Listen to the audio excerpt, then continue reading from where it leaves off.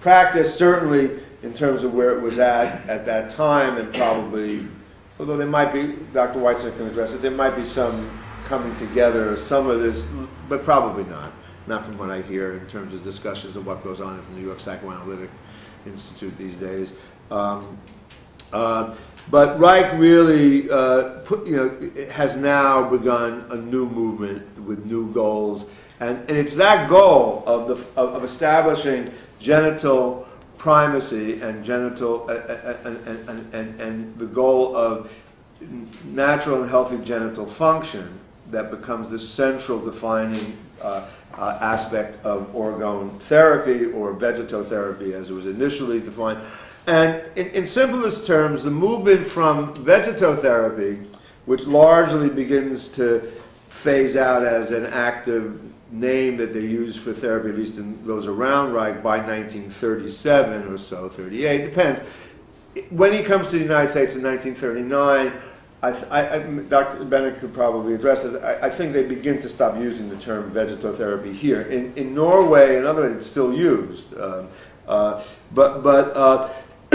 The distinction here is that vegetotherapy simply describes the techniques which most of us as actively practicing orgone therapists would still use today.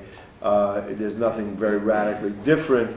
The distinction is that at the time when vegetotherapy was being articulated, Reich was still working with the idea that you were dealing with essentially a bioelectrical, biochemical organization within the energetic function. By the time between 1937 and 1939, Reich's laboratory work and scientific investigations lead him to the final conclusion and feeling that he's made the final demonstration that this energy is not in fact, and I'm not going to elaborate on that, we can talk more, is not in fact bioelectrical, but is really this independent energy, which he now calls and comes to call orgone energy. Orgone energy, so since he has orgone energy as the central thing, the name of the therapy becomes orgone therapy or orgonomy. If you have questions, we're going to have questions and answers, so hold on. Okay? Since I'm on a time. Well, actually, since you stopped, let me just say, we're cutting into the Q&A. We can shave off a little bit of that and a little bit of the break. Okay. But if you could try to wrap this up. Yeah, no, that's what I'm going to do now. Have both I'll wrap it up now in the basic presentation. So then, what you have is with the introduction of and the demonstration, and this is crucial, I think, for those of you who are interested to understand, that this is not a theoretical deviation. This is a very, very real, practical demonstration of the existence of, in the laboratory and in practical terms, the existence of a literal material energy which blows Reich's mind. If you read Reich's writings on his discovery, this is not someone saying, oh, look, this is interesting, I now have these discoveries. It's like, oh my God, what have I, it's really, what have I wrought? It's like, boy, am I in trouble. I mean, he literally says things like that. If you look at his personal papers, it's like, he realizes that this is taking him in a direction that in many ways he did not necessarily want to go. The perception that Reich was always looking to be the bad boy on the outside, I think, is very, very, misunderstood and misrepresented. I think he clearly felt he was doing, to be psychoanalytically dynamic, his father's work. He was being a good boy, trying to really prove just how correct Freud's the implications of Freud's work were. But he realized with the discovery of orgone energy and the demonstration of it in the laboratory, in the material demonstration of that he had really gone someplace else, that something new had been introduced. Once you have that in place, he begins to talk about how you can work with that energy. And what we know as today, classic practice of orgone energy, which we'll talk about to some degree, to one degree or another, I would probably be, in terms of the room here presently, unless some other old-timers show up, I guess Bob Teeter. I'm probably one of the few orgonomists that still practices what we would call classic orgone therapy.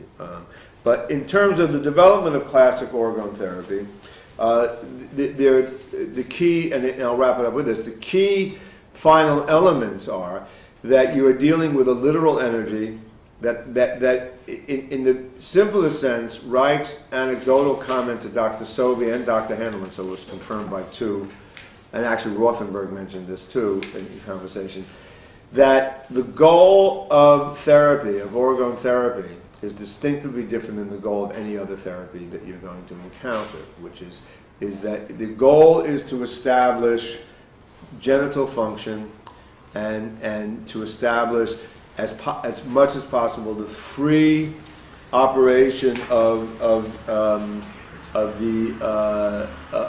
the orgasm function, right? And therefore effective pulsation within the organism.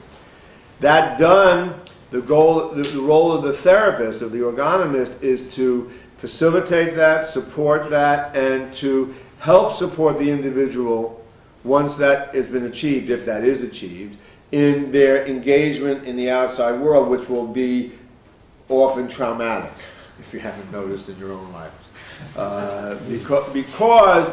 Because based on a lot of Reich's later research and writing and indication, the world that we send our patients out to, right, or that we go out to as patients once we've achieved any degree of this, is essentially a world that is completely antithetical to and hostile to living that kind of life and experience, and it's a compulsive world that we live in the idea that we want to break with the compulsive lifestyle, the compulsive social environment, but in fact we all live in the compulsive world, and so did Reich, and to the extent that Reich lived in that world, it destroyed him and it will destroy most of us.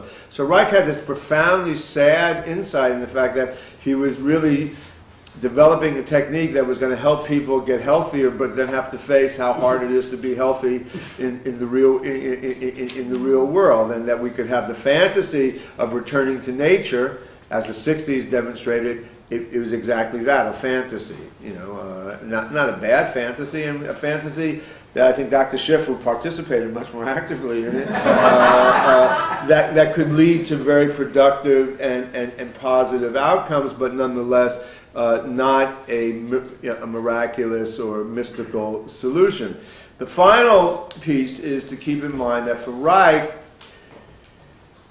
the goal is always to establish the optimal ability of the organism to metabolize energy, this literal energy in an organism. Every technique, every response was based on that. The primary directive was that you get that energy moving, and you get it moving actively through the organism and pulsating in the organism any way you can.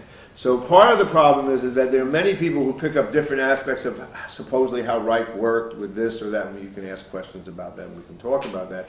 The reality is, from all discussions with people who knew Dr. Reich and worked with him, is he worked many different ways, right? And his primary thing was whatever it takes to get the energy moving with any individual, right, is what you use. So he was fond of, Dr. Sovey always loved to quote, he was fond of saying that Dr. Reich would say, listen, if the patient comes in and you hit them on the head with a hammer and it gets the energy moving and it gets the orgasm reflex going, that's what you do. And they'll thank you for it and they'll pay you for it, even if they have a bump on their head. It doesn't, and so that it wasn't this kind of, there is